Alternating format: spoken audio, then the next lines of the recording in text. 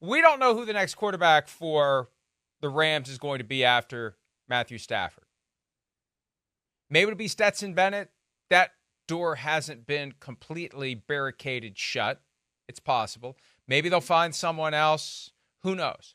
But if the Lions, and this is a point that a cousin of mine made to me with an early morning text that became my first post of the day. One of the things I hadn't noticed in the schedule, and there's so many different things. It's like all these various angles and takes. All these games get dropped on us at once. And it's like, here, have fun figuring out what might be interesting and what might be compelling here. The Lions have 14 of their first 15 games indoors. The table is set for them to have the kind of season that can give them the number one seed, which means division round game at home, conference championship game at home, Super Bowl in a dome this year in New Orleans. This could be the year they do it.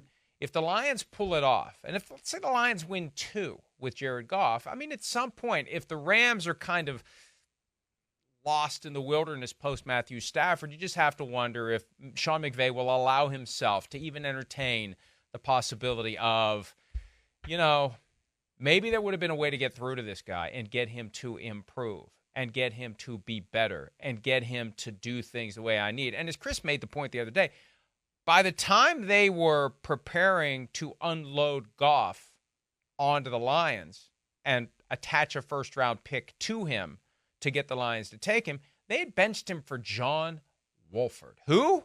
Yep. Exactly.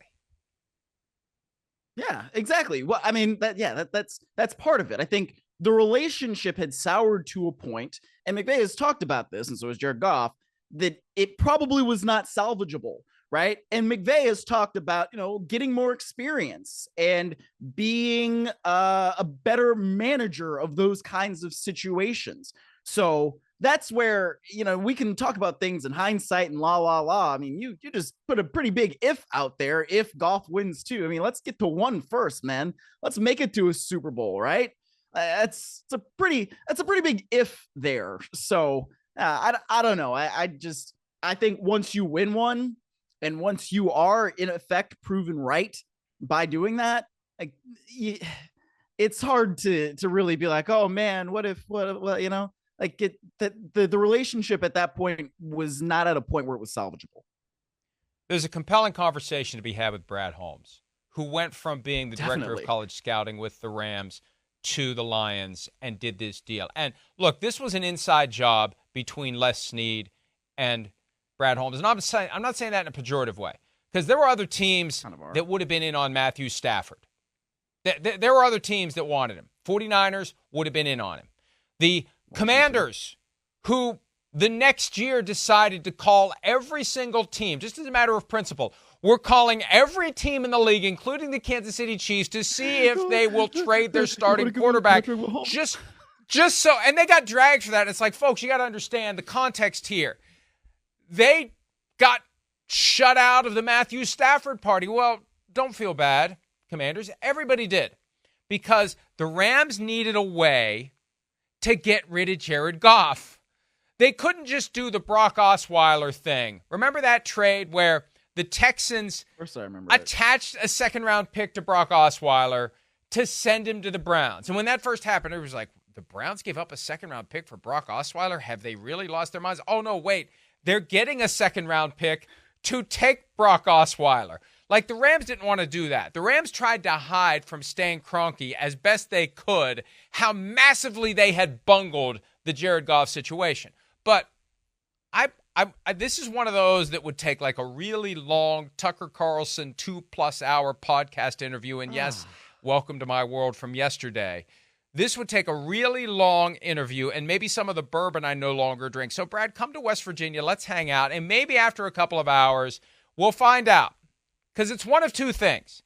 Either Brad Holmes was completely and totally stunned by what Jared Goff became, or while Brad Holmes was there in a position to be aware of what's going on within the dynamics of the Rams organization, the relationship between Goff and McVay, maybe Holmes was like, Sean doesn't know how to handle this guy.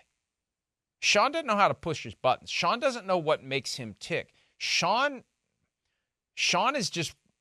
blown it here. This guy could still be great. and Sean doesn't know how to manage him.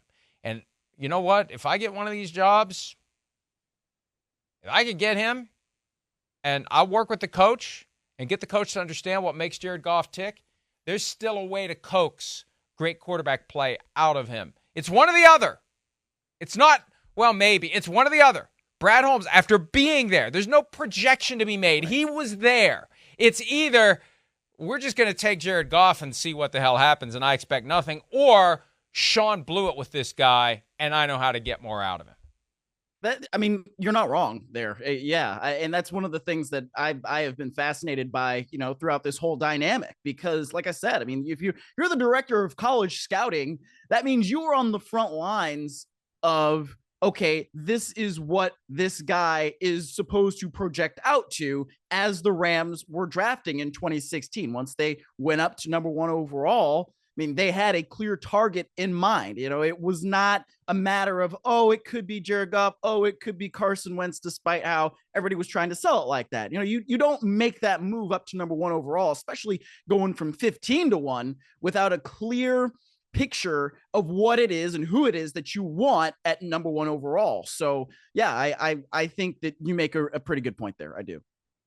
And that was his 4th draft in that job too. So it wasn't like he was, gee, what do I do? He was settling into that role pretty thoroughly. He became the director of college scouting in 2013. So he knew the job by then. He knew what he was looking for. He knew why they traded up to number 1 to get Jared Goff. They didn't go up there to have the choice between Goff and Wentz. They knew when they made the pick they wanted Goff. Jeff Fisher played along to keep it interesting until the start of the draft, because that's what the league likes, and he knows,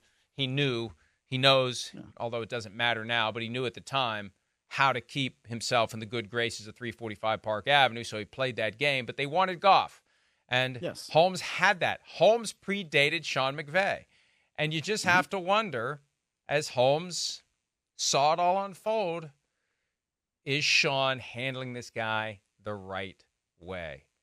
Or was it, Sean's right, this guy's washed, as the kids would say, let's go ahead and take the first-round pick. We'll get through a couple of years. We'll cut him when we can, and we'll move on to somebody else. It's one or the other.